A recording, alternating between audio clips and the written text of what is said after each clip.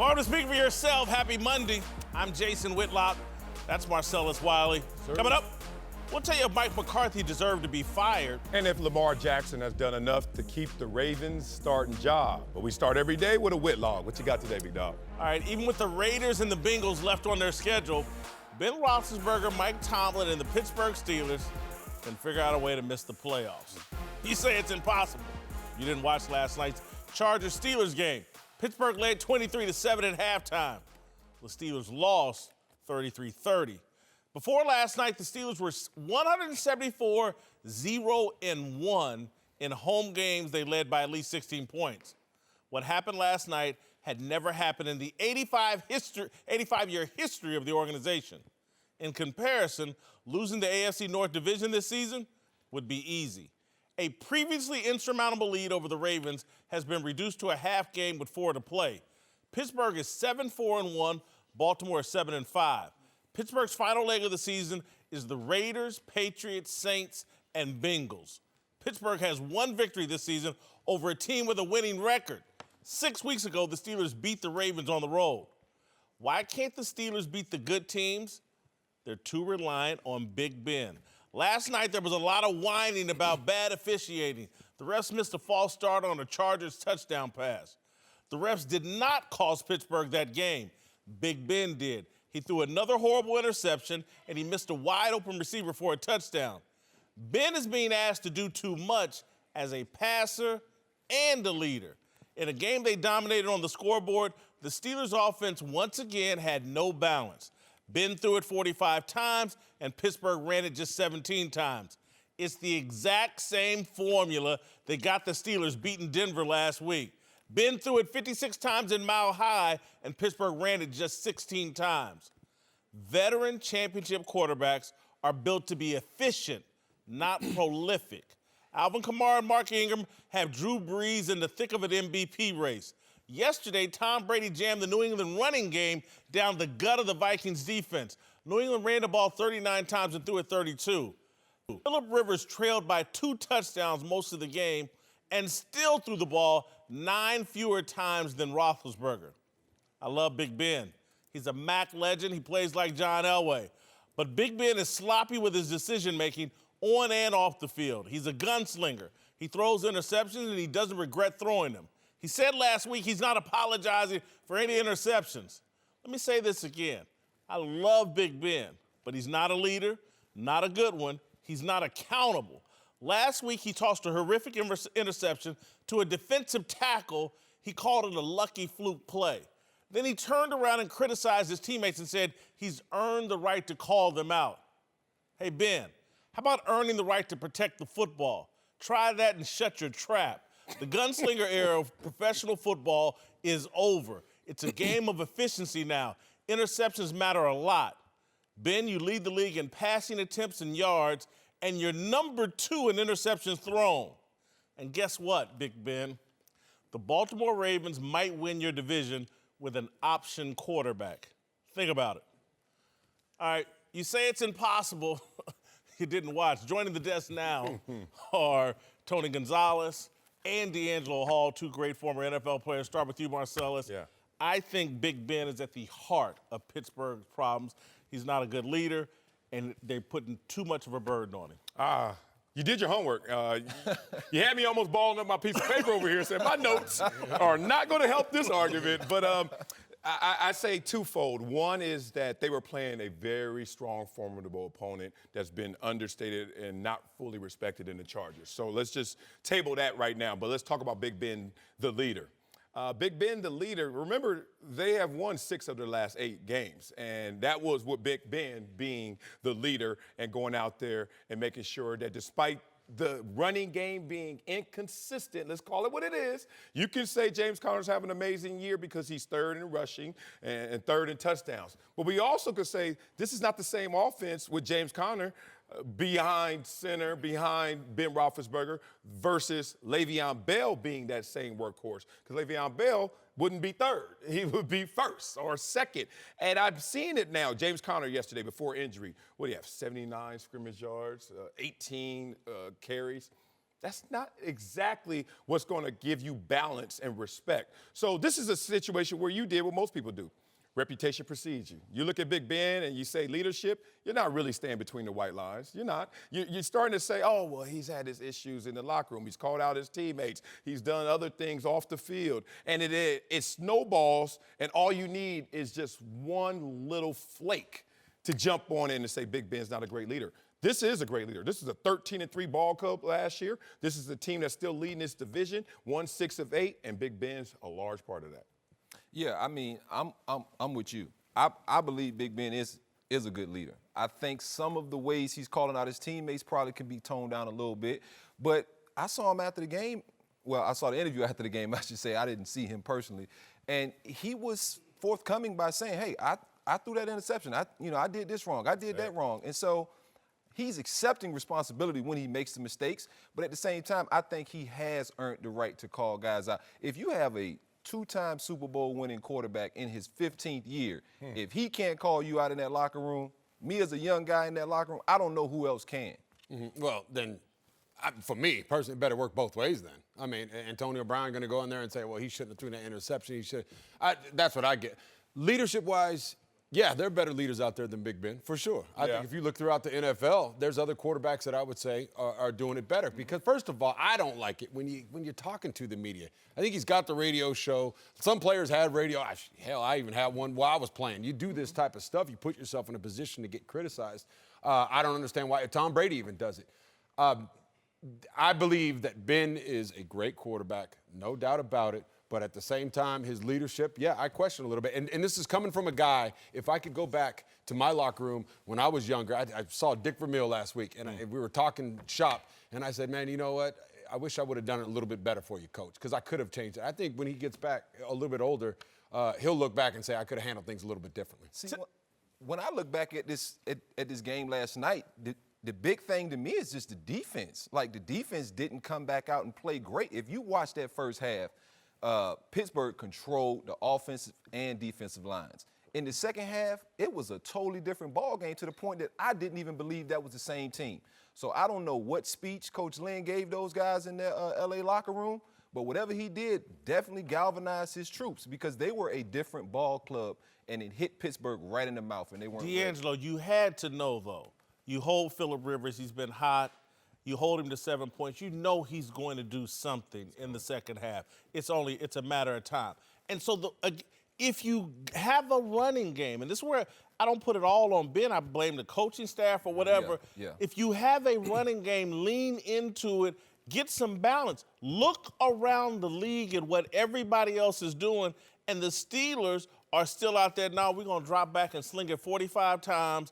With Ben, it's too much on his plate. He's a bad decision maker. He done told you, I don't care about interception. He told you, I don't care. It's like he's not aware of the league that he's in now. It's an efficiency league. Those turnovers are more magnified than in the old NFL than they are right now. He's got to realize that and be more careful with the ball, and they got to protect him from himself.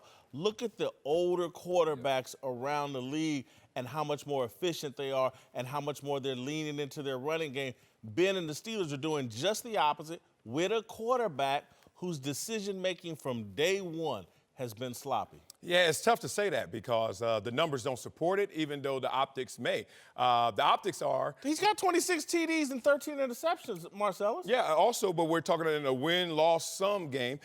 I looked it up just now. The 6 performances that you're talking about where Big Ben has went out there and thrown for 45-plus passes. You know what his record is? 3-3. Like, we win some, we lose some. But guess what? It's not just that. You think that's a 500 football team with all that personnel? I don't. I'm saying, you're saying just in attempts. So then I say, let's go bigger than that.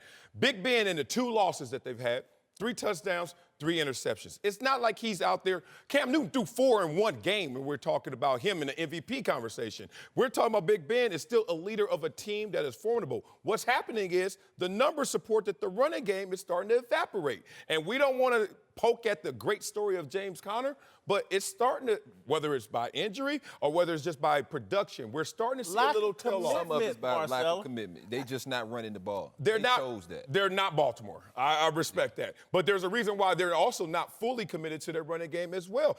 Yesterday was not about that. Yesterday was about playing the L.A. Chargers, which is a real deal team that most people didn't respect, and then they woke up in the second half. Don't you think this, though? We're looking at Ben, but I always believe this, too. He's not the only leader on that team now. Coach Tomlin is the leader, too. So I don't care who it is. You look at Belichick that said Tom Brady has a radio show. But Tom Brady never says anything controversial on it. And I'm sure that was in a conversation when he first went to his coach. And I know for sure he had to ask Belichick, is it okay if we do it? Because that's not the Patriot way. And I'm sure Belichick said, as long as you handle your business, don't do anything that embarrass us. This guy's on a radio show. Tomlin is an emotional guy. This is just who the Pittsburgh Steelers are. I think it's bad leadership all the way around. Listen, I think that Big Ben has more leverage in that organization than even Tomlin. And this is where I've been saying this. And again, Big Ben's one of my favorite players, but he's just wrong a lot of times. And in terms of the tone that he sets, he has labeled himself just last week, I'm a gunslinger. He has no awareness. The gunslinger era is over. He threw one pick, and you call him a gunslinger to a negative connotation. He threw it 45 times and 56 times the last. And one pick in 45 That's all attempts? it takes. Okay, but here we go. Big Ben was not wrong 2 weeks ago when he called out Antonio Brown. You may not like the method, but he called him out. What did Antonio Brown do yesterday in the first half? Catch touchdowns. And they came out on fire. And then the second half was about the LA Chargers. They awarded him a trophy at halftime. Yeah. Second half, he had 4 catches for 30 yards. And in the first half, he had, I think, 6 or 7 for 120. But you just told me how the defense is what actually got taxed in the second half. The defense got taxed? Right. A lot of individual players didn't perform. That's why I say what the Chargers did, whatever they went in that locker room and did, was much more inspiring to that group than whatever Pittsburgh said. Because they're a good football team. The Chargers are a good playoff-type football team. But you don't lose a game when you're up 23-7, 9 At out of home. 10 times. I can tell you the recipe for it. First of all, it's not hocus pocus. Tony's right. This is a good team that had to wipe the fog from their eyes, traveling cross-country prime time, not used to both of those. And then what happened, D'Angelo, was this. No Melvin Gordon for the first half. They had to get used to, this is our new offense going forward for the next few weeks. Second half, they came out with the adjustments and said, we're a damn good team. Let's go get this. And that's all they did. You use your running game and keep them on the sidelines. You never allow Joey Bosa to get into the game with a sack if you're committed to your running game. Look at what Russell Wilson and the Seahawks are doing with the commitment to the running game. That's not a great running game, but they're committed to it. Look at what's going on in their own division. Just like I said, they got an option quarterback that's won 3 straight games. There's a commitment to the running game. Everybody, Patrick Mahomes, and I love him to death, and I love what the Chiefs are doing. But they're going to come find out in December and January, man, if you can't run the ball, you're running the risk of what's going on with the Pittsburgh Steelers.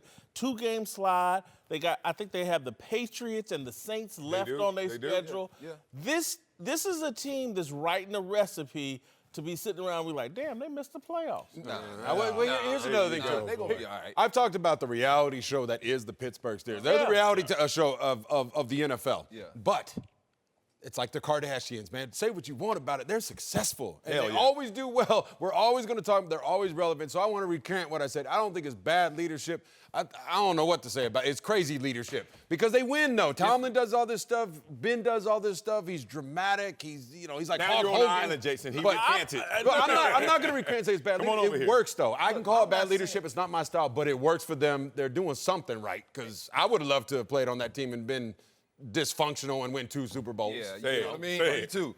See, I'm not saying that this team has a chance to win a Super Bowl, but I do think that this team will still win their division and still get in the playoffs. And so they still have their flaws that they aren't going to fix overnight that we all can see. Obviously, Big Ben throwing interceptions and things like that.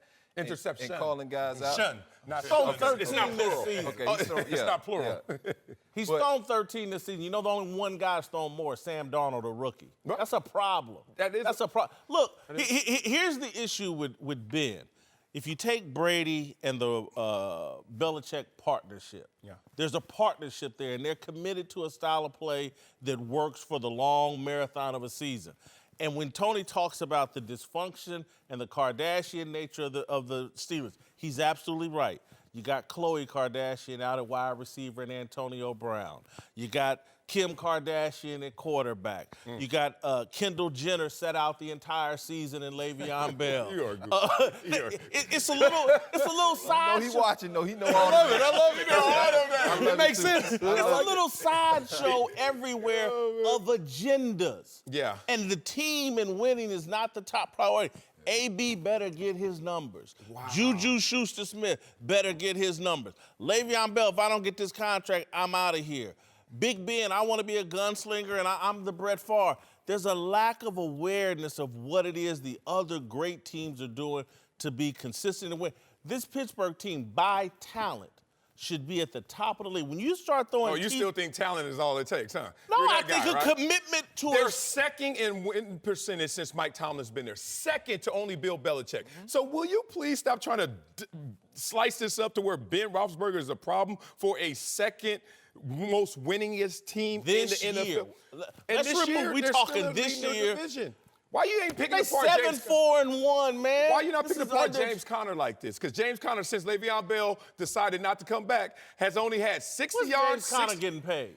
Oh, now it's about pay scale, huh? So then why is Juju out there getting all this love? If it's by pay scale, Juju ain't getting paid. So here's the thing: 60 yards, 40 yards, 60 yards. Hey, There's bruh. no commitment. Hey, bruh. You gotta run. You gotta have touches in order to do better do than that. give you- I give you There's no commitment, and the reason why is because if AB don't get his numbers, he ain't happy. If Big Ben ain't allowed to be a gunslinger, he ain't happy. Le'Veon done set out the whole year over a contract. Juju Smith-Schuster, he wants his numbers. Again, by talent, this is where I kind of disagree with you, D'Angelo. It's just like, by talent, Pittsburgh should be doing better. When you throw T.J. Watt onto their defense, and now they have a pass rushing force, their linebacker and secondary coach, that's a Super Bowl team this year. Yeah. And it's not going to happen. And I think the quarterback sets the tone for their underachievement. And I love the guy. There's no team in the AFC you can stretch and say Kansas City, but you just said it as well. Be careful, Kansas City, December, January time. So there's no team to fear out there. You can go with the resume of the Patriots. Houston, right now. Right now, Houston. Oh, my. New England. Oh, my. Like the San Diego Fear Chargers. or just like respect fully? That's not a fear. Over the NFC, there's a bunch of teams. There's two ways, like you just said. I love that analogy. I really, really do, because but I also will say, agree with you guys too. They both work though, but one works a little bit better. The New England Patriots. That's the way you do it. That's the gold standard. They don't do it that way, but they still win because they got the talent. The Kim Kardashians. It's not my style. I don't watch the shows. I'm trying I watch I'm- House of Cards. It's better. I'm trying to think of who the other family, who's a high-class version of the Kardashians. That's who the Patriots are, and I'd rather be them. Knowing you, the Waltons. Time for a big story. Jason Whitlock, Marcellus Wiley, joined by Tony Gonzalez and D'Angelo Hall. Let's move to Green Bay, where Aaron Rodgers and the Packers lost to the Cardinals yesterday. And after the game, Mike McCarthy lost his job. McCarthy had been at the helm in Green Bay for 13 years, leading them to a Super Bowl win back in 2011. But in recent years, the Packers have come up short in the postseason, and McCarthy's play calling and relationship with Rodgers have been called into question. I don't really have a problem with him getting fired. You don't? No, I have zero problem with him getting fired at this point in the season. I'd rather know sooner than later. I wouldn't want to be dead man walking for a month. Let me go. John Coffey. Yeah. let me go. And I don't think this is disrespectful. He's going to get all of his money. And now he gets to start his next job hunt a month earlier. Man, this is Captain Scapegoat. This dude got respect. Respect that you can run your business the way you want to. We all know that the organization has went through a restructuring in the last year or so. So the balance of power upstairs has changed. And we all know when a new sheriff's in town, a lot of times they want to implement their new way and their new laws. Respect to that. But then you got to respect who you're talking about. As much as we give respect to one Aaron Rodgers for his greatness, being the most talented quarterback in today's NFL, can we start respecting the coaches in the same measure when you talk about Mike McCarthy? Look at these numbers in terms of accomplishments. 13 seasons, 9 playoff appearances, 4 NFC championship games, a Super Bowl champion, and only 3 losing seasons. And you see that losing season, you might start to think, oh my God, what, 2-14? No, this year, 6-10 and 7-9. This is a coach that got fired mid-season. That's only happened once. In NFL history, did somebody have the audacity to fire a Super Bowl winning coach in the middle of the season? This is blatant disrespect, laced with some BS of, oh, I want him to get out there and get a head start on the coaching hunt. Oh, we can get time now to not make him a lame duck and get ahead in terms of our process, when we all know that all it takes is an executive search and your agent to go out there and smell around what's good for you.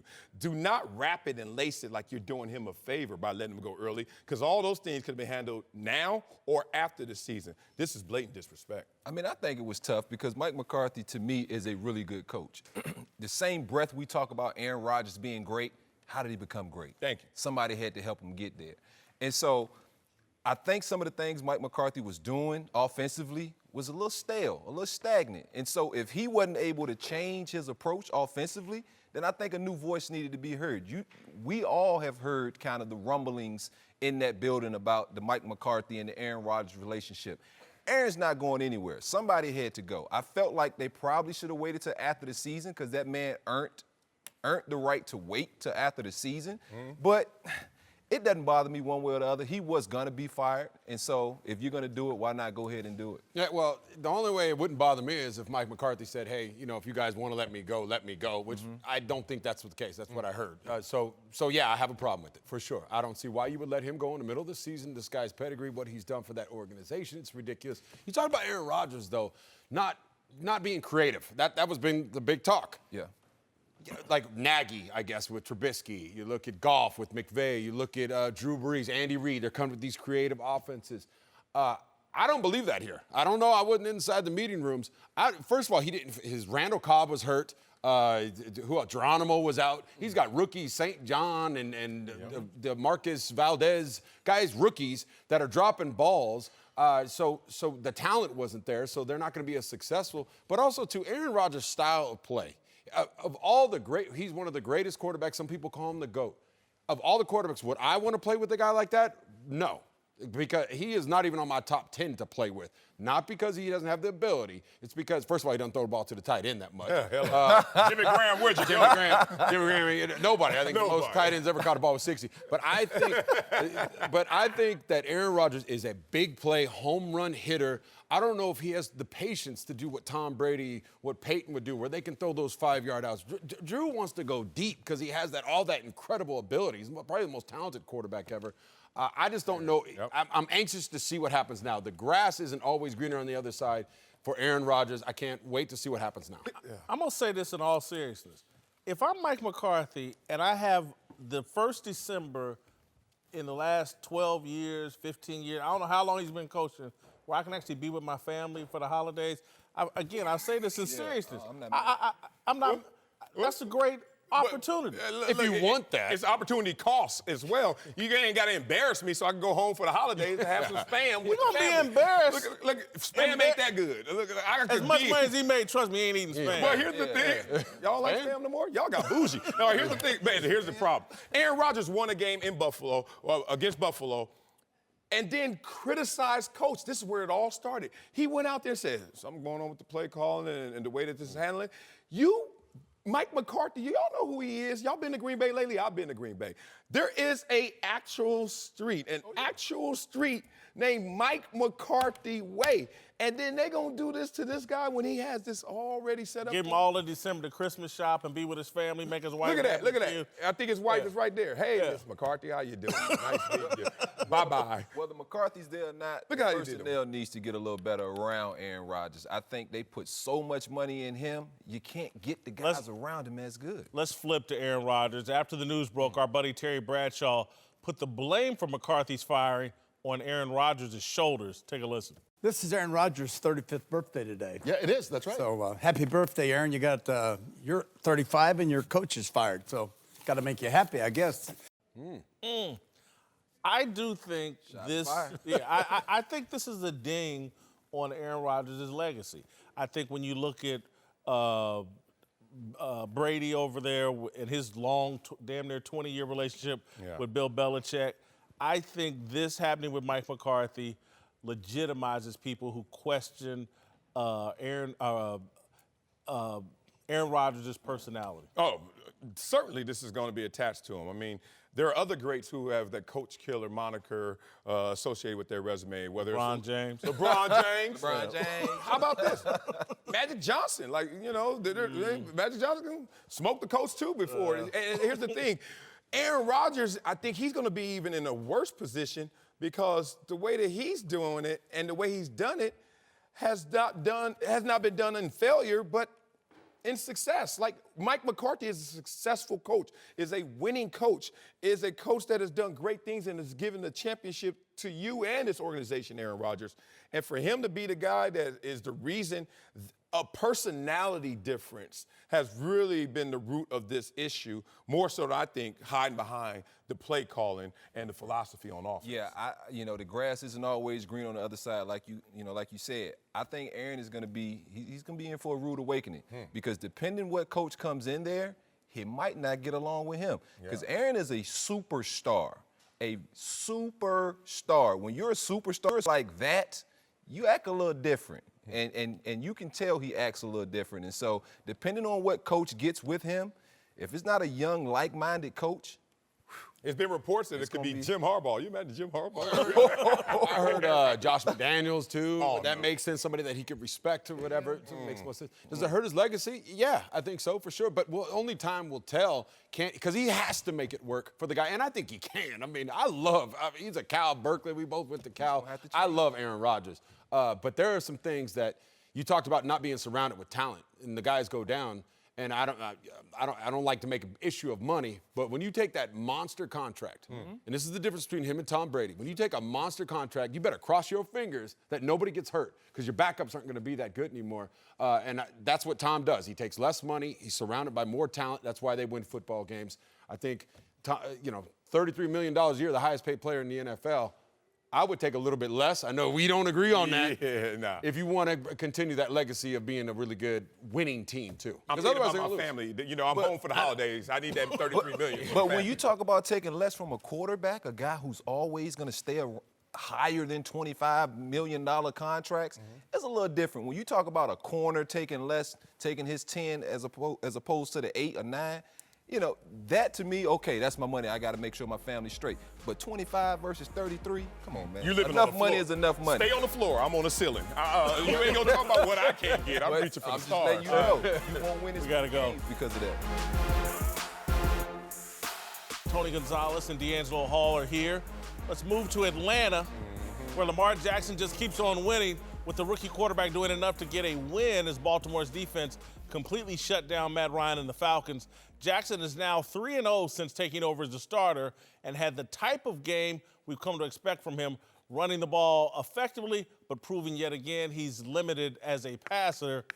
I've kind of flipped here. I say you stick with Lamar Jackson. Yes. They have a style of play right now. We're going to play great defense, and we're going to run the ball down your throat. And, again, I don't think it's built for the long haul, but no way I go back to Joe Flacco with this 3-game winning streak and no one being able to show me they can stop this running game.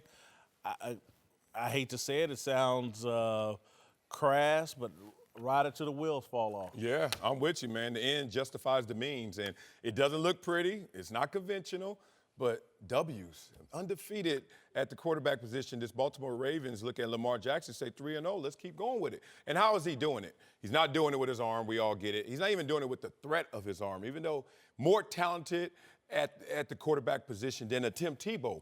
But that running game and what he's done in terms of electricity to the running game and the defense has been backed up by not just wins, but by the numbers in terms of time of possession. Did y'all know that yesterday in the second half? Because even Eric Weddle came out after the game. He was like, I don't know if we played in the second half. And I was like, let me look at this time of possession. And it's insane. 24 minutes for Baltimore, 5:55 for the Ravens.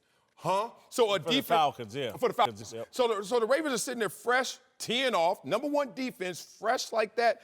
This is a formula for success. Will it last forever? No. But all we need to do is keep John Harbaugh's job alive and sneak up into these playoffs and make some hay. See, if they don't develop Lamar Jackson, though, as a quarterback throwing the ball, he won't be successful. And this team, in turn, won't be successful long term. Like, can he make some plays now and win a couple games? Yeah, I think so. I still don't think I don't think they'll win their division. I think they have a chance to stay in that wild card spot. Right. But I just think teams will figure it out. Like the threat when RG3 was my quarterback, of him running, and Michael Vick as a quarterback running, it wasn't because, oh, man, he can run. If that's the case, we'll just put running backs at quarterback. It's not that at all. It's the threat of them passing the ball downfield and then surprising you by scrambling out and running and making a big play. Gotcha. And so even though they are winning football games right now doing this, I just don't think they can sustain this, and I think teams going to ultimately break this kid, man. That's what off seasons are for, though. I get everything you say. You're I right, can fix this but guy you in the best off season. believe if a team has to win a game right now, if Bill Belichick had to beat Baltimore right now, you don't think he can come up with a game plan? I know he can. I know he can, too. I know he can. And some coaches just can't do that. Not yet, and they will figure it out. Yes, they will. Right now, they're having lightning in the bottle. This is the Vince, I forgot his name, from Texas. Vince Young. Vince Young, when he came in, he went on a little run. Tim Tebow, he came in, they went 8 in a row that year. Yeah. This kid, RG3, they go on a little run. won 7 in This a row. kid is going to get hurt.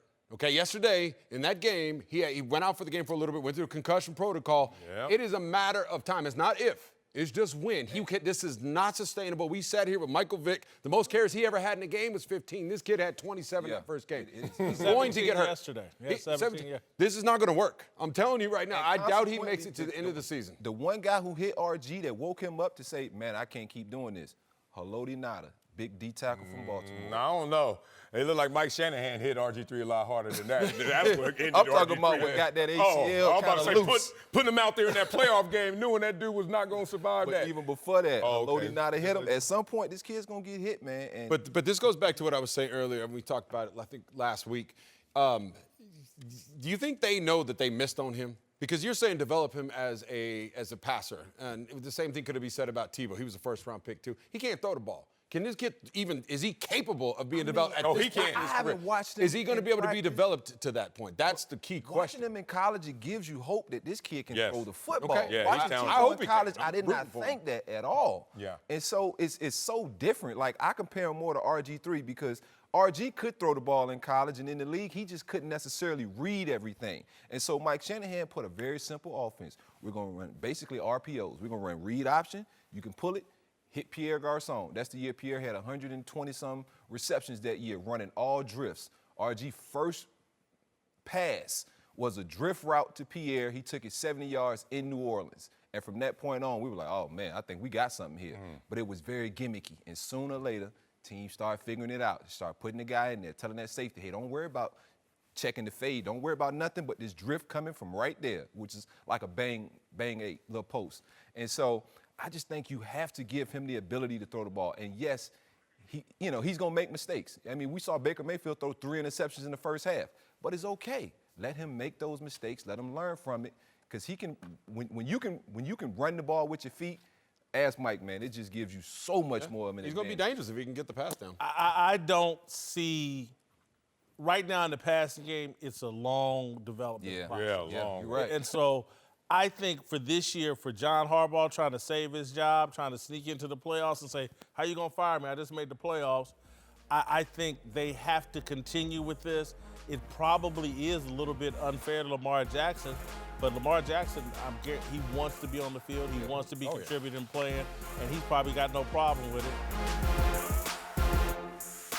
Tony Gonzalez and D'Angelo Hall are here.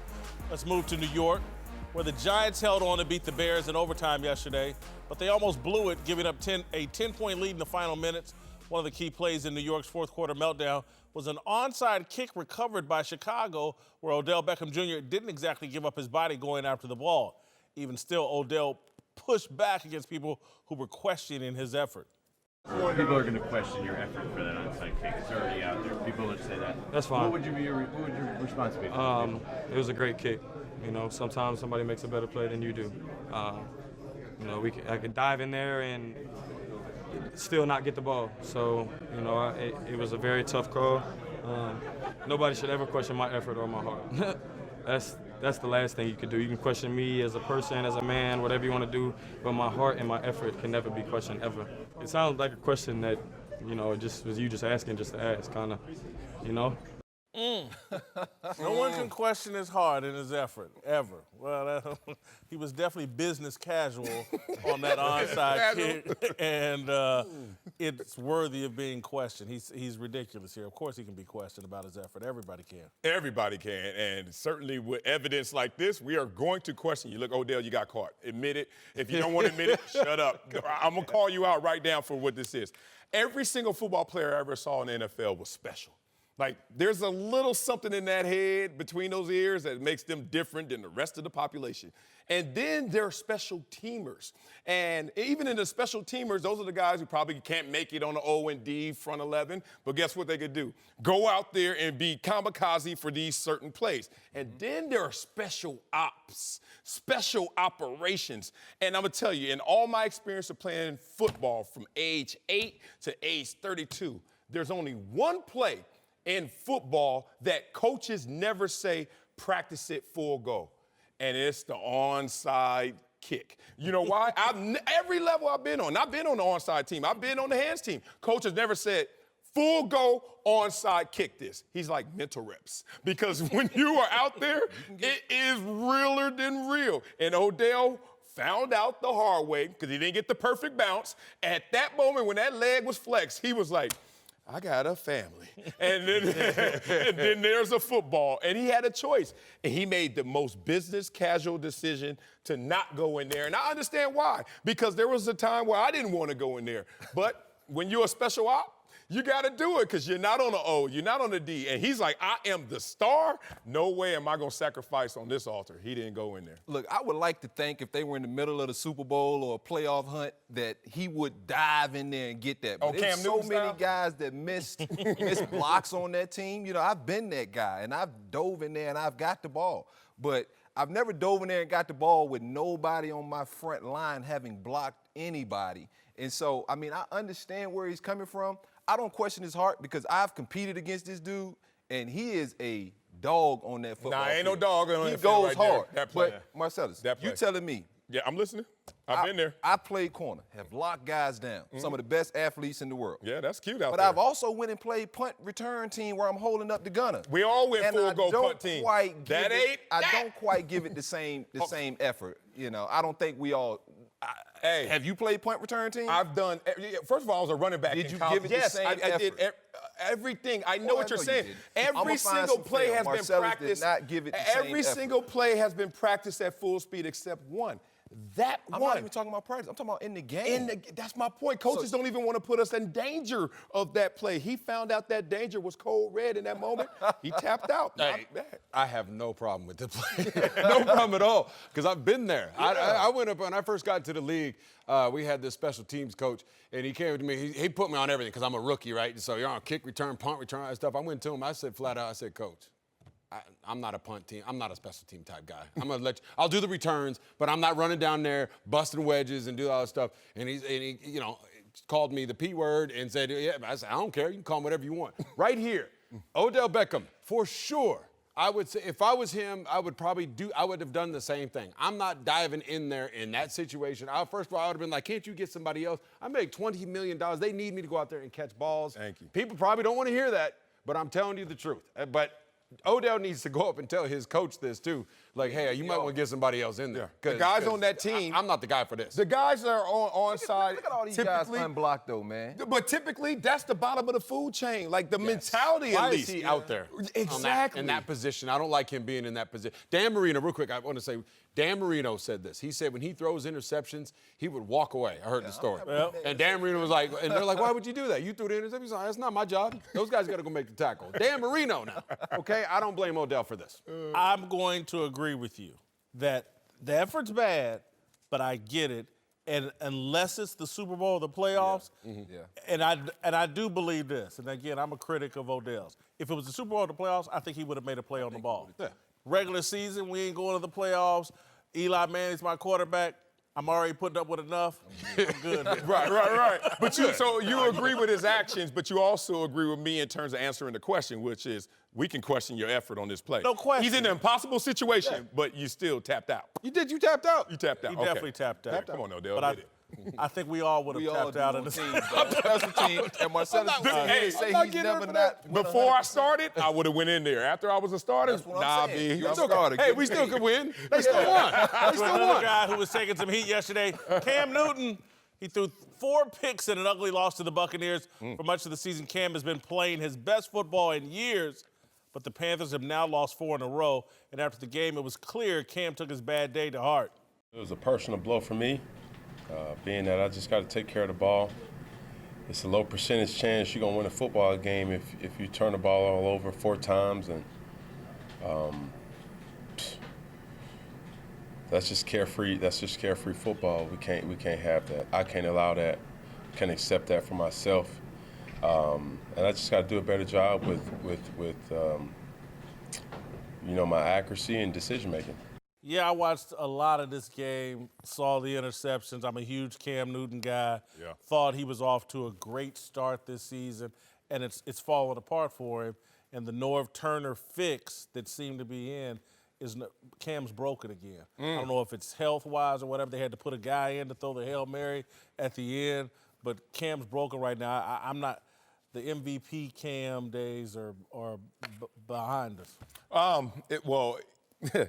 I can't go that far. I would say that MVP this year for Cam Newton only got brought up by one prominent national reporter and journalist by the name of Jason Whitlock. That's Early the in only the dude season, I ever he was heard balling. this year said Cam He was Newton balling. and MVP in the same sentence. Yeah. Now, I step back from that. Now, Cam Newton wore that outfit thinking they were going to roll Tampa Bay. He was like, this going to hurt him. Oh, I hate when you waste your good suit on a loss. Oh, I used to hate that. Here's the thing about Cam Newton. The numbers suggest that this is not a horrible Cam Newton. As you said, Jason, the numbers suggest that even Matt Ryan is taking some heat despite him playing well on a team that can't find their way in terms of the win column. So it's a different math in the NFL. It's a different arithmetic, but this was untimely. This was careless. If you look at Cam Newton, I think in totality, this was a step forward this season. His completion percentage is career best. I think he's on to something with his offensive coordinator and Coach Norm. But here's the problem. Every time you build in the peaks for Cam Newton, don't forget to build in the valleys. And Cam Newton is built to give you some lulls here and there. This was just one of them. I think something really is wrong with Cam as far as just throwing the ball. Cam used to be a guy who could get that ball wherever he needed to, could throw it harder than anybody I've ever seen. And for him to have to be subbed out, even before he was subbed out, he threw the ball that landed at the 15-yard line. And I'm looking like, what? That was supposed to be a Hail Mary. What's going on? I never knew he had a shoulder injury. And so I just think he's not able to get that zip on the ball. And as the season keeps going, he's not able to get the ball where he needs to get it to. And so he is throwing some picks. He is forcing some balls. Some of those throws are just bad throws. And some is just like, oh, if he could put just a little bit more on it, he could get it, he could get it there. And so I don't think this is it for Cam. I think he needs to get healthy.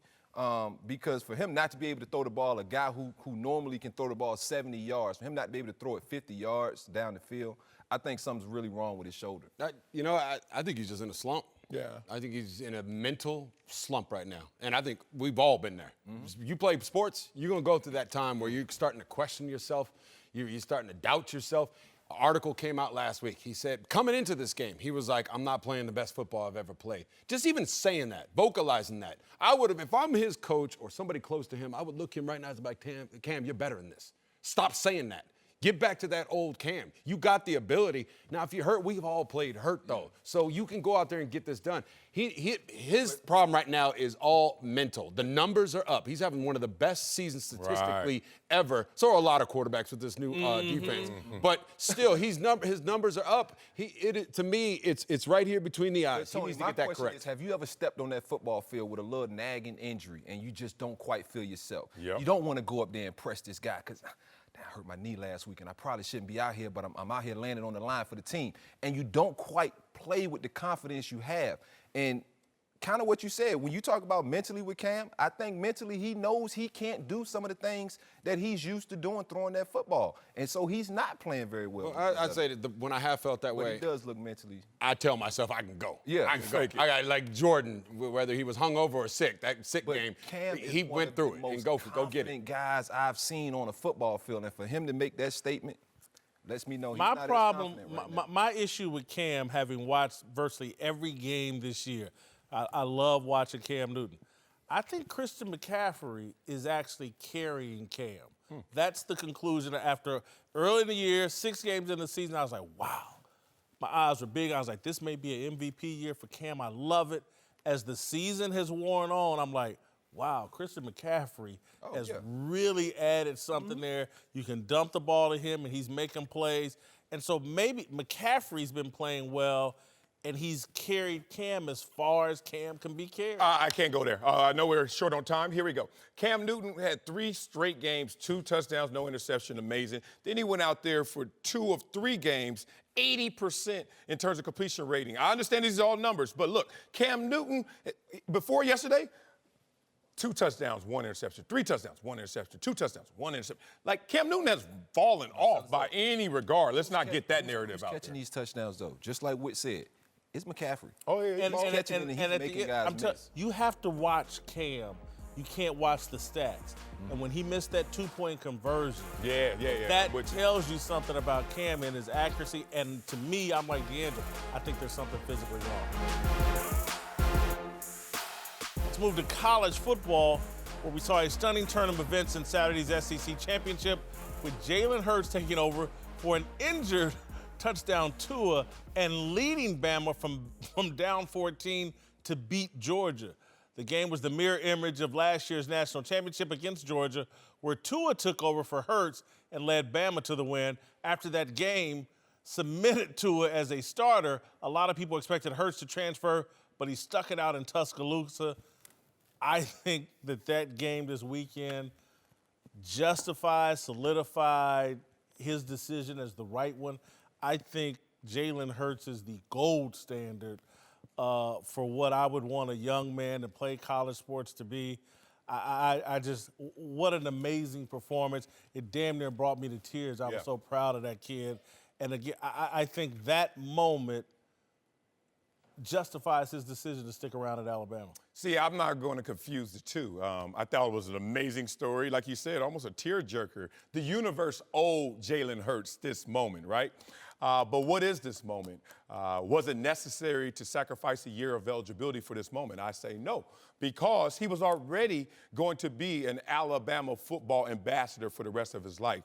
He was already going to be respected and highly regarded in Alabama circles forever. This is a guy who only lost 2 games as a national championship quarterback for Alabama football. I would not tell my son, in effort of being this great ambassador, which you already are, is to sacrifice a year of eligibility. And furthermore, next year you're not going to be on that same roster. So why not go somewhere and transfer and get 2 years wherever you're going to land versus just 1 year to cement a legacy you already have cemented? Liz, it's not about a legacy. I heard the kid's comments after the game when his father, when they were crying after the national championship game. He lost his job. Tua comes in, does a great. They're crying. And his father said, you know what we're going to do? We're going to compete, because that's what we do.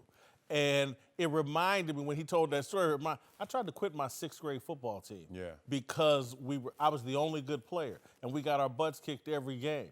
And my father was like, what? You know, no way. And looked at me with such a look of disappointment, and I went back and we played. I think we ended up winning 1 game that whole year. But to me, Jalen did his family, did his name. His name is gold everywhere in America because of what he accomplished this year. If he goes and plays in Illinois or some other lower level, it doesn't match what he just did this past Saturday, helping Alabama defend their national title. Yeah, I get it. Look, his name is gold around Alabama forever. No, College across football. America. Across America, yeah. But let's make my name platinum, Coach. Guess what? I want to go somewhere and get my shine on. Fully committed to getting to the next level.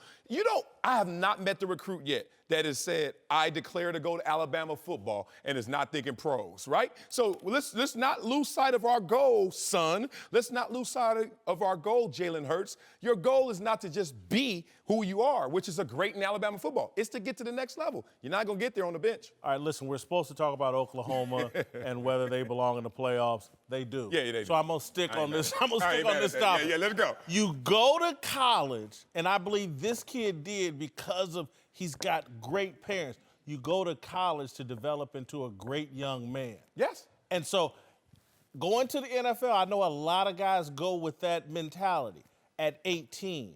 But by the time you get to age 20, 21, 22, like Jalen Hurts, you should see a bigger picture, and I think he does see a bigger picture. His development as a young man has been incredible through this experience. Sometimes this kind of adversity will serve you for the rest of your life. For the next 50, 60 years of his life will serve him. I tweeted this out, and I believe it. One day, if this kid ran for president, I would be on board 20, 30 years Without even knowing his politics, huh? That's how you vote, huh? That kind of character, yes. That kind of character, yes. Look.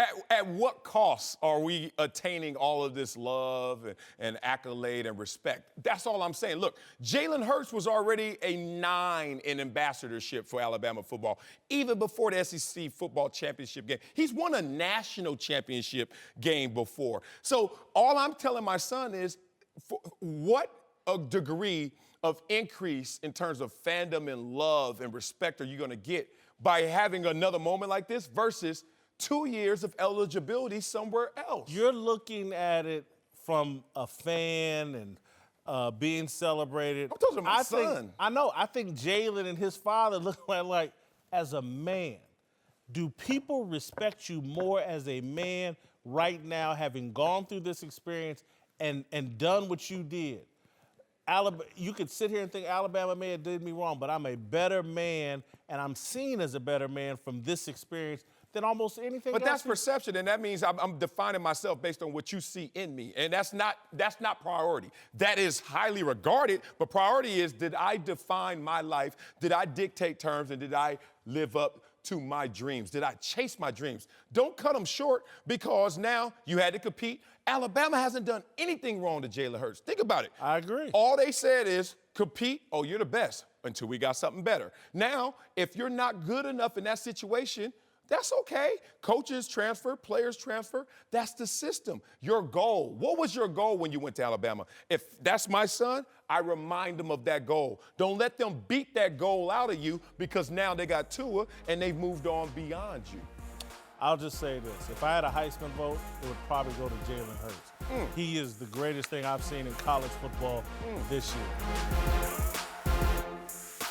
All right, Marcellus, it's my favorite time. They done stole my Twitter off from me. Who stole it? I don't know. Kaepernick? I don't know who right. stole it. But our social media manager, Darnell Smith, is here to tell us what's popping on those Twitter streets. What you got, Marcellus? Marcellus? What? Long weekend. You had a long weekend. Celebrate my birthday. You doing too much. Will, I was turning up, wasn't he? He was getting it. I love it. I'll just play. Let's start off with the big fight this weekend.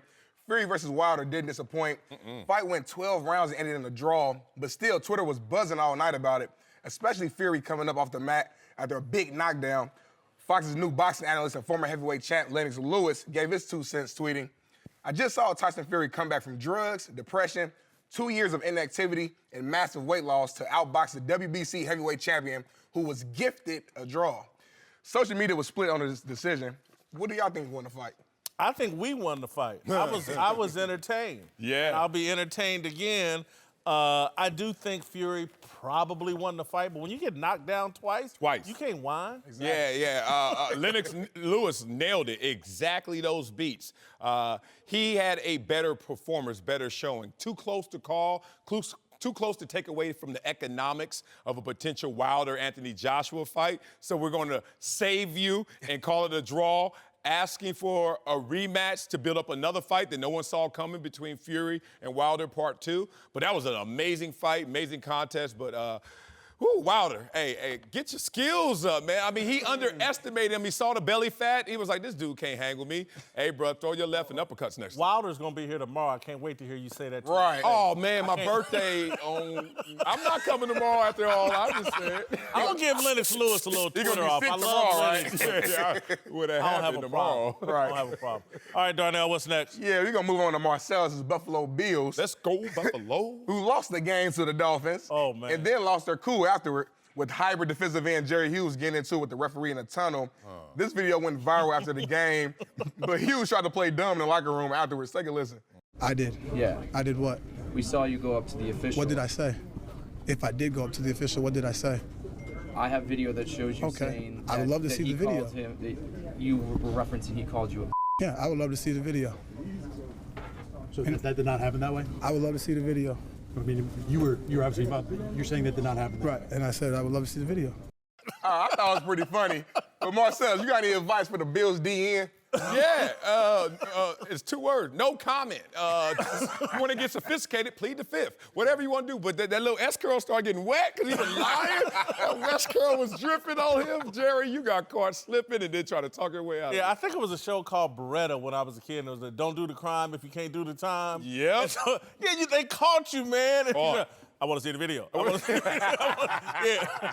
I found this humorous and entertaining. Yeah. He says the referee called him the B word. I tend not to believe that. He probably told him to quit bitching. I can believe that. But the ref actually calling him the B word, I'm not sure. But then when he gets all ghost like this, like, what happened was, yes. Let me see the video. Right. Soul glow everywhere. Like, no, we know you lying your butt off. I didn't know Fox, we could get down like that. I like how you used it. Okay. You just opened up my mind. If that's the case, right. He just said it so simple. Smooth. All right, man. All right, what's next? Let's switch to another big fight this weekend.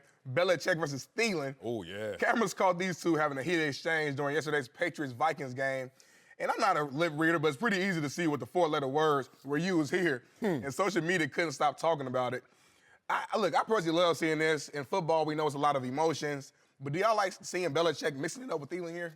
Yeah, absolutely. Hey, are you going to go this word too, Whitlock? No, I'm not going to go this, but it was an F. An F was involved. Okay.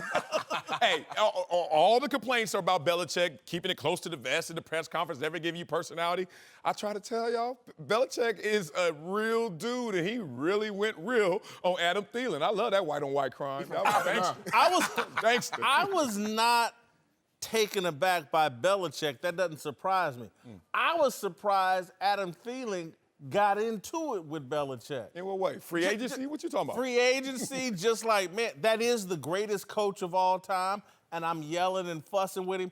That kind of surprised me. Belichick is a guy I would just kind of leave alone. Belichick is like, oh, okay, I'll get at you. You're so political, always thinking about your next job. Why don't you stay still and be you? Like, look, first of all, I love Adam Thielen going at it. Belichick's going to respect that fire he saw from a great player. He's the greatest coach of all time, not a perfect coach. So guess what? You stepped in it too, Coach. I got some words for you. We can still work together. All right, let's see what's trending. Yeah, man, first things first this morning, the guys are reacting to the Texas 9-game winning streak, and Chris Carter was asked if the Texans were Super Bowl contenders. Take a listen. I haven't seen an NFL season where a team won 9 games in a row. I didn't consider them a chance to be able to make it. When you look at, there is no dominant team in the AFC, you have to consider what they can do. Yes, Houston, man, they got a chance. Yes, when you got J.J. Watt in them, you got a chance. Y'all agree with Chris here? I totally agree. I was on this bandwagon last week. Chris has nailed it. You got J.J. Watt, perhaps the best defensive player in the league. And then you got Deshaun Watson, this young, exciting quarterback, to me, that's getting better every week. I love the Houston Texans' chances. They, along with the Chiefs, to me, are the favorites in the AFC. Yeah, it's interesting. I agree with it because of why you say this. And you said it last week. Chris Carter just said it now. The definition makes me agree because no one else out there looks like they're leaps and bounds better than them. So that's an interesting case to be in terms of you're not better than everyone. You're just as good as everyone else. But I still think Kansas City is tier 1. And then you talk about all these AFC teams. And you could throw Houston at the bottom of that tier 2. But still Patriots, still Chargers, a lot of other teams that with me better than Texas. Love the Texans. DeAndre Hopkins balling out of control. Always. All right, thank you, Darnell. All right, our approval rating today is on Big Ben. Here to help us discuss it is Uncle Jimmy. Dr. Phil Stupid, or what are you, Dr. what? Dr. Phil Stupid, Dr. Phil Good, Dr. Get It Done. Okay? Ooh, Dr. Get It Done. What's up, Speaking of getting it done, we're going to go straight to our Ben Roethlisberger. Let's get the highlight. Here's us talking about Big Ben earlier in the show. Hey, Ben, how about earning the right to protect the football? Try that and shut your trap. The gunslinger era of professional football is over. It's a game of efficiency now. Interceptions matter a lot. This is a great leader. This is a 13-3 ball club last year. This is the team that's still leading this division, won 6 of 8, and Big Ben's a large part of that. Big Ben's a large part of their losing streak, Marcel. 2 games. You just barely got a streak out of it yesterday. They only a half game in first place. But anyway, Uncle Jimmy, what's your take on our conversation about Big Ben? Not bad. Not bad. I'm going to admit to you, you did good. You just didn't go far enough. And I know that's not your first time hearing it. You're getting tired of it. But you could have easily said that Ben Roethlisberger was a fat Eli Manning. And you could have easily got the same results. He's Eli, huh? That bad, huh? Look, man, guys, Ben Roethlisberger's career is dying right before our very eyes. God. Wow. And right now, what we're hoping we can do, we're trying to get in touch with Mike Tomlin, trying to get him to go see Ben and get him to sign the DNR. A DNR? What's a DNR? It's a do not resuscitate. Do not bring him back. His career. You are crazy. We want to ask that we just let him go in dignity, just let him go in peace. And by all means, we don't want to create a situation in Pittsburgh like we have in New York with Eli. Everybody knows that rigor mortis is set in on Eli. They can smell him. He's beginning to stink. So you're saying Big Ben is dead? I'm not saying he's dead, but I'm saying that the Steelers are in contact with Bishop T.D. Jakes right now. Oh, man. It's a big funeral. He's preparing the eulogy right now. Ben just doesn't have long left, guys. Oh, are you kidding me? He's only got 3 to 5 good ones left. Years or what? Games. Games. He got 3 to 5 good. Man, look, I'm just so. Man, I'm tired of the Steelers, man. Why? Steelers need to pick up with the times. The Steelers need to hire him a black quarterback. I'm gonna tell you something, man. I don't like the Steelers. Never have liked the Steelers. I ain't liked them since they had Tony Dungy, and they made him a safety after he was a damn good quarterback for Minnesota. I ain't like what they did to Hines Ward. Quarterback in Minnesota. Tony Dungy. Tony Dungy, they made a safety. Quarterback in Minnesota. He's right about that. He's the quarterback in Minnesota. Hines Ward. What about Cordell Stewart, in Georgia. Quarterback Cordell Stewart. Damn good quarterback up in Colorado. Mike Vick? They ain't got nothing to do with that. All I'm trying to say is, why the hell can't we make Ben Roethlisberger a left tackle? What, he too big? I can't do He ain't built for it? Huh? So we can't make him a left tackle? He's too slow to play tackle now. He's moving everybody else. He's beat up. Man, that's Why crazy. you gotta? He ain't dead. That team is not dead. This team is still winning the division. Why are you trying to kill him off already? But if you look at right now at the neurological responses, this happens. Right now he's going off the charts. Look, I will say this. In terms of job performance, and we'll get to our approval ratings, I think he's right. I think Dr. Feelgood, Dr. Jimmy over here is right. Jimmy. I've got job performance for Big Ben down to a 13. All-time greatness also takes a hit. 1 point down to a 19. Character, I drop him a point here because I don't like all this blaming teammates and calling teammates out. He's not accountable. And authenticity, I drop him a point as well. I previously had Ben at a 61. I now have him at a 56, Marcel. Job performance goes up. Let me help you out here. Up. Look, they won 6 of 8 games. Like, y'all act like they've lost 2 straight, Marcellus. I give you that. That means they lost 1, and then they played a great team in the LA Chargers who you don't respect, and then they lose another one. They'll right this ship, no problem. All-time stat. I don't even understand how do you change his all-time greatness because they lost 2 games. you did say they lose shit, 2 games. We're like, oh, he ain't a Hall of Famer. My narrative on Big Ben is about his leadership now. The lack of leadership is why his all-time greatness dropped. Okay, Eli, don't lose any more games. You know how this goes. Character, authenticity goes up. You call out your teammates, you call out yourself. It ain't pretty. Respect. I agree with Dr. Jimmy. DNR needs Stop to be saying signed. that.